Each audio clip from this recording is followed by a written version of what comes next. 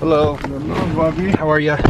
We had a conversation yesterday. One of the planning for growth discussion topics we had was about account manager heavy model versus multiple team member model as far as communication with clients goes. And the conclusion that we came to really was that in order to really grow, we have to have the account manager talking to the clients and in charge of the success. Really, an account success manager would be a better title for them. As a team member, that person would be in direct communication with the lead media buyer that goes on working on the account. The account manager would be the direct point of contact for the client on any vocal communication, video, in-person communication, and the lead buyer on the account would be the direct point of communication for anything having to do with Slack communication and media updates.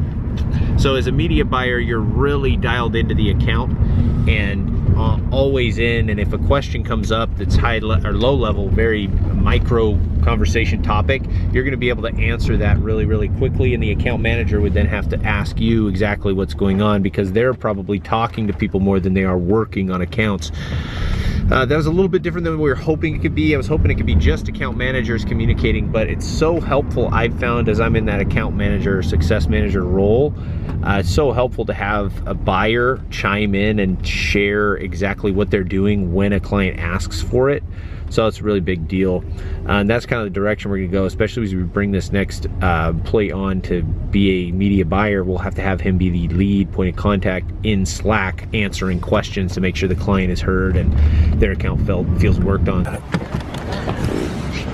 One of the other things we talked about was scope creep, which we're learning is basically when your clients continue to ask for more and more things to get done, and it's affected us in a really big way with these websites. And not that we think it was a mistake to do these websites, it was really good for the company, but there's little things that keep getting asked and we didn't do a good enough job early on because it's not our core business of setting the boundaries of what we're going to do, what they're going to pay for and receive, and when we're going to cut it off, you know, how many rounds of revisions and all that kind of stuff. So it's a lesson that we're taking away. It's something to keep in mind, your scope creep. Make it really clear what you're going to or not going to do when you're talking to these people early on, and get it in writing, apparently. Going to see one of my favorite clients right now. I think they got a new project they're starting, so we're gonna talk about what to do, how to do it, and if it's gonna work. Sweet. I am headed to an event for a networking event for business owners, people trying to figure out how to scale, make more money. It's my boy who's putting it on. I kind of encouraged him and supported him in the idea of doing it, and so now I'm here supporting him by coming, but there's also some gangsters that are gonna be at this thing, so I'm excited to see how it goes. On a more interesting note, I had a meeting with two solopreneurs that work together here in San Diego this morning. Actually all my business partners ended up coming and meeting these guys as well. The second that I met with them, I could tell right away I was gonna hit it off with these guys and like them. So I text all my partners like, yo, you gotta come meet these guys, come on by. And we chat for a while. They're true competitors. Like, they actually even audited one of our clients. Didn't take him, but audited, which was pretty funny. I think we actually work on an account that they used to work on now too, which is funny as well. And we knew a bunch of the same people. I don't know, it was just really chill conversation. So going back to this theme of conversation I keep having in these videos about solopreneurs, these guys seem like a great fit as a hypothetical. I mean, I didn't even bring up the idea of us bringing them into the fold, but like, that seems like a no-brainer. Like, a couple of young guys, they're doing their own thing, working out of their house right now. They've got some good clients. They're not where they want to be, just like we aren't where we want to be. Grab a couple desks, come in, bring your book, and let's grow this thing and sell it one day. Seems like a pretty good conversation to have. You know, if you want to write a check to these guys, like, we could write a check to these guys, take out a loan, write a check to these guys, take their book, and now they're working with us, and suddenly we just got, whatever, 10 more clients, a bunch more revenue every month, a bunch more connections, right? Because their whole network would extend because of us. and give us a chance to just instantly become a powerhouse in San Diego with two guys that are proven good buyers that are capable of keeping accounts. I talked to one of my other clients about this who's a successful entrepreneur as well, and he was kind of supportive of the whole idea. I just don't know how it's going to work if these guys have tasted the independence, whether they like it or not, and if they'd want a ton of equity or not, or if you buy them out, then they got a 2-year deal. They have to stay with us no matter what. And maybe at that point they have a chance to have some shares vest or not. And if they have to be owners and voting members, or if they could just get dividends and be happy with that. There's some podcasts that I'll link below that I am about to listen to and have not about this subject. My partner had listened to them, so I'll share those. But generally it seems like there's like 9 of these guys that I've connected with now, and it feels like what they're all looking for is not to have the experience that they had before, which was not being heard, not being respected, not having enough opportunity to make enough money. But none of these guys that I'm talking to are truly desperate to be the entrepreneur. They are not going to be an entrepreneur no matter what. They are doing their solopreneur thing because they didn't like their other situation and they're capable, intelligent people. It might be a great situation if they come in and they don't want to deal with any of the BS that ownership deals with, laboring over decisions on how and when to spend money on certain things. They just want to do their work, go home and check out, but have a little bit of also something incentivizing them to focus on making the business grow. Could be a really good deal.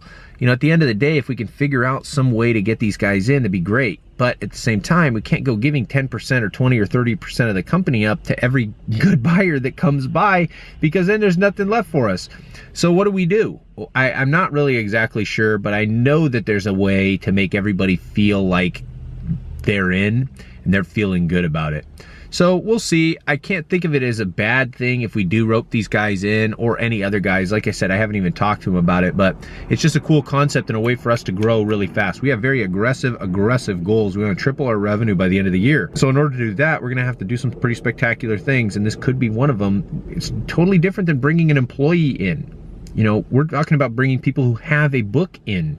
It's like they come in with a present under their arm. One of the main things I keep talking to these solopreneurs about and finding out is that there's not a strong strategy for prospecting. That is not a major focus for these guys. And it is a true focus of ours. We are aggressively pursuing hyper growth. And we definitely are not in a position to wait for sales to come in. And that might be just some aspect of it that these guys do not want to deal with. And if they can take that off their plate and just do good work and get paid for it handsomely with potential back-end stuff if the company sells, that's not a bad deal. Zero stress, right?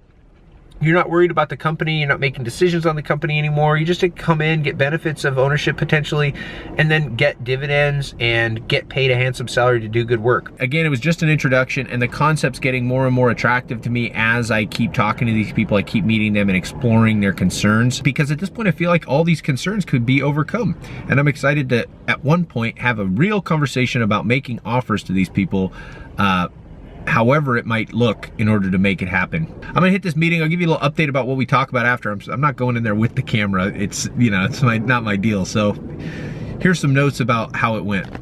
Well, we have this meeting and I have a guy in there who is a specialist in mergers and acquisitions. So naturally I asked him about whether we should be buying these solopreneurships or whatever. He thought it was a fantastic idea as far as a way to grow. We should do it, he said. It's definitely the right move if you have really great candidates. But he all but called me an idiot for even considering doing a personal guarantee and told me to get private equity or venture capital hands down 100% of the time. And he made a very good case. You know, obviously if the business fails for any reason, even if it's just a recession, now I've just completely blown my entire life up as opposed to the business. Because if we take venture capital again, it's only a equity give up and not a liability give up. So that was a bit of a interesting position change. I'm probably going to change my position or willingness to do a personal guarantee, which I wasn't totally comfortable with. I was willing to do it, but I wasn't totally comfortable with it. I made some great contacts at this thing, really nice people. Everybody out there is so curious about, you know, how to be better at business and do better. There's some super successful, very impressive people there. But it continues to be a theme that not everyone knows about marketing and how to market. And it's just, you know, being able to advertise your own business is so important, and understanding having a good partner is so important. I'm excited to be a part of this new group. It's a great thing to be doing, a great group of people. Just kind of got to put yourself out there. All right, thanks for watching this one, and we'll see you guys tomorrow.